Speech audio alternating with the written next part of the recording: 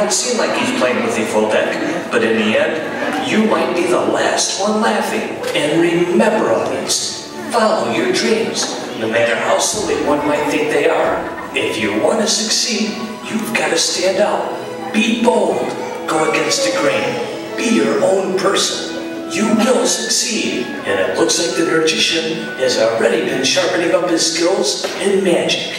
No dream is too far out of reach, as long as you focus and put all of your energy into your dream. Just try, and you just might find that your dream comes true, like real magic.